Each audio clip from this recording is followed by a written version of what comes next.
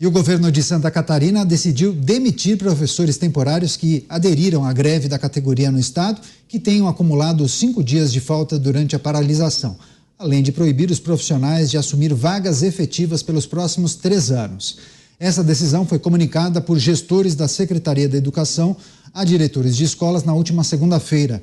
A gestão do governador Jorginho Melo também decidiu dar falta não justificada para os professores concursados e ameaçou exonerar diretores e funcionários comissionados que façam publicações a favor da greve.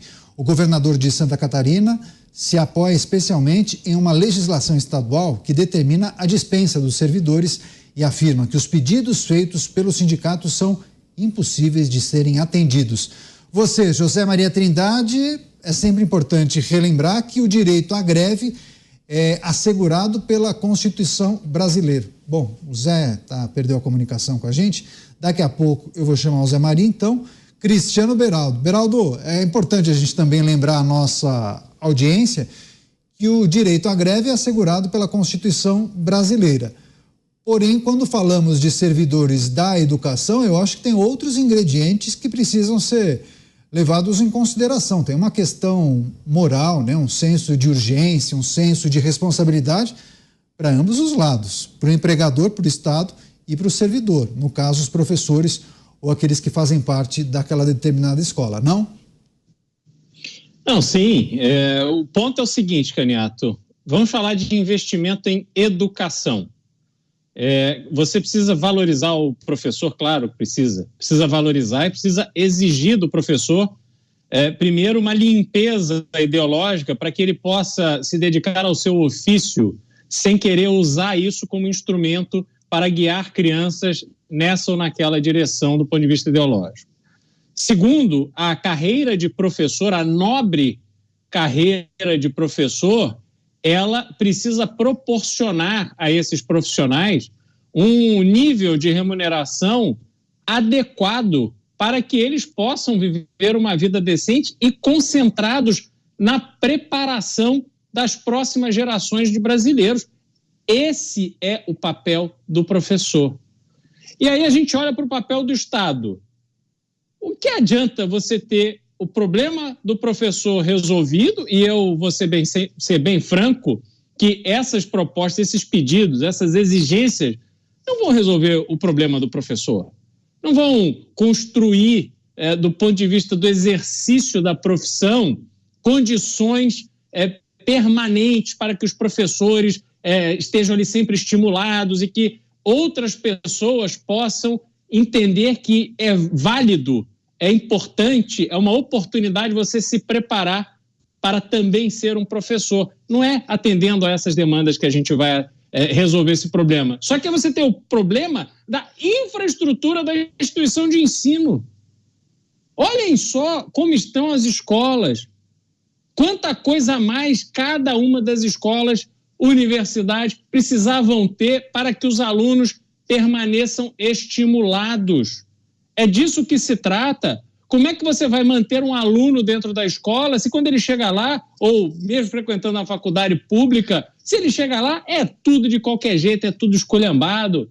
A quantidade de aluno que usa a faculdade pública e particular também para reunir os amiguinhos, ficar fumando maconha. Uma das coisas que sempre me chocaram foi na época que eu fazia faculdade no Rio de Janeiro, as pessoas comentavam que na Pontifícia Universidade Católica o pessoal ia para a biblioteca, arrancava páginas da Bíblia para enrolar cigarro de maconha.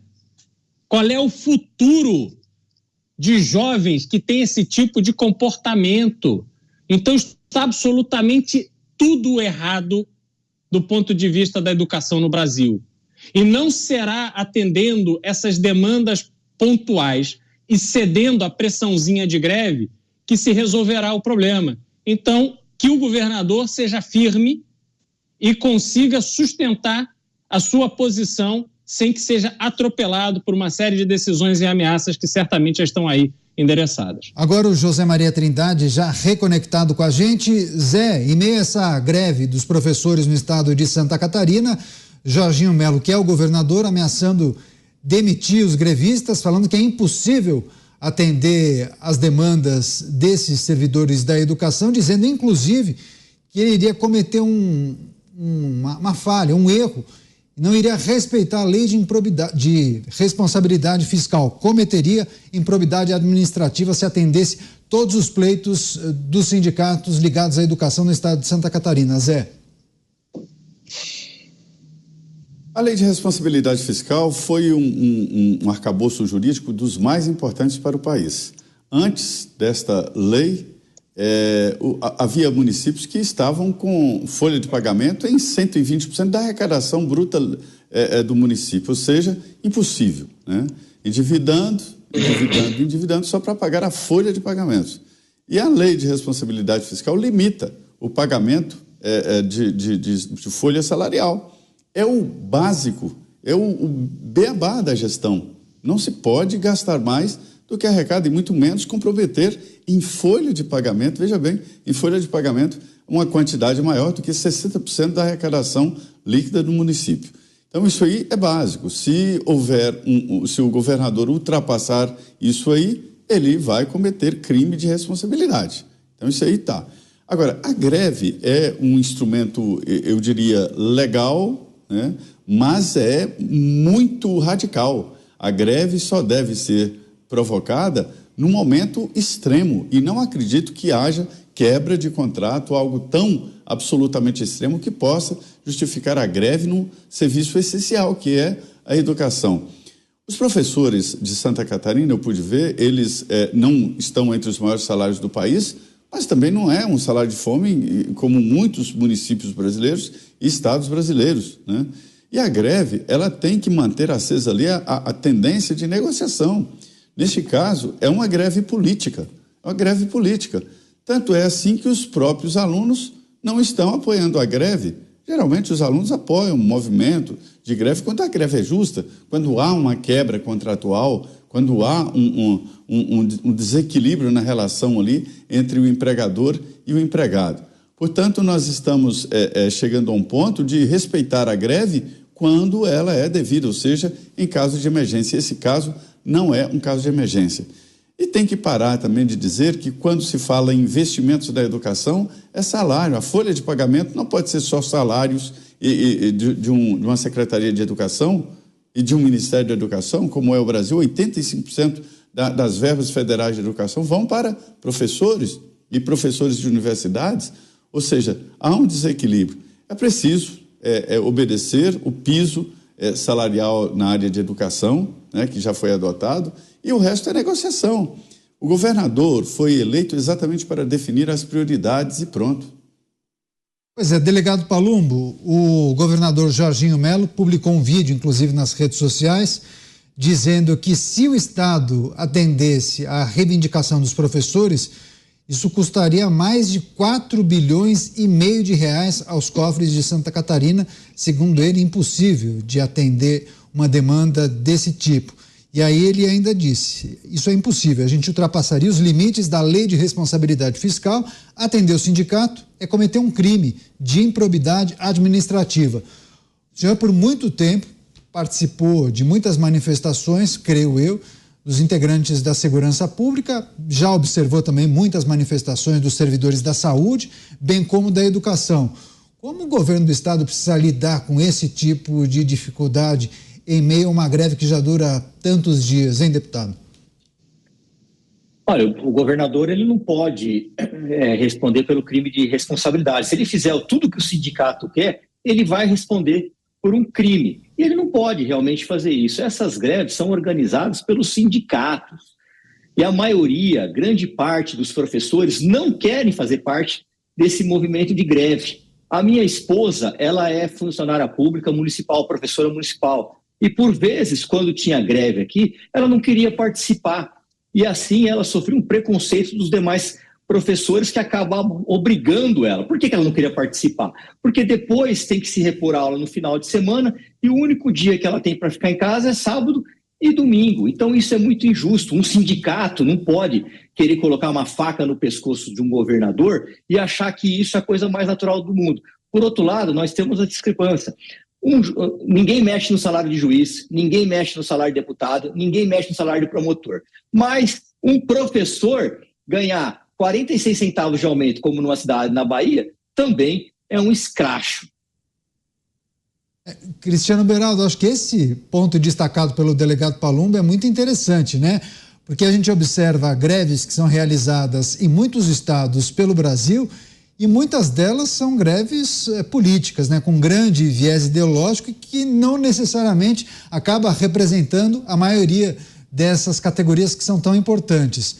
E esse exemplo dado pelo delegado Palumbo é fundamental. Muitos professores aqui de São Paulo não querem aderir às greves que foram feitas nos últimos anos. Pois é. A gente vê isso já de uma forma histórica porque há um monopólio das greves, né? O sindicato ele usa a greve como esse instrumento, não só de pressão, mas um instrumento de manutenção de poder.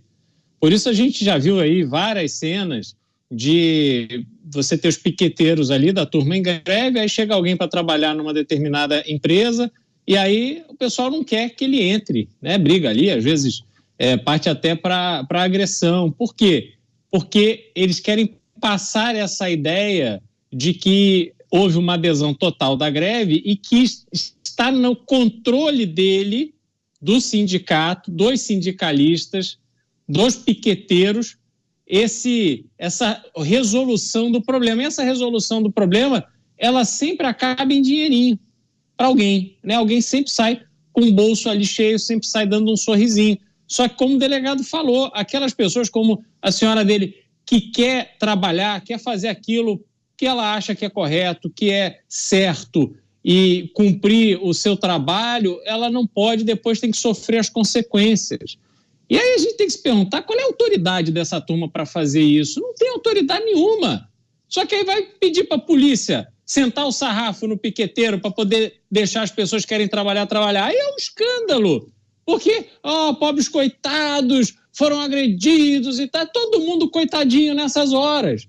Só que ninguém quer assumir a responsabilidade, ninguém quer ter um debate a sério do que é certo e do que é errado. E aí a gente chega nesse tipo de situação. Realmente é lamentável a gente ver a educação em si ficando subalterna aos interesses desses grupinhos que só querem fazer bagunça baderna e defender o interesse deles próprios.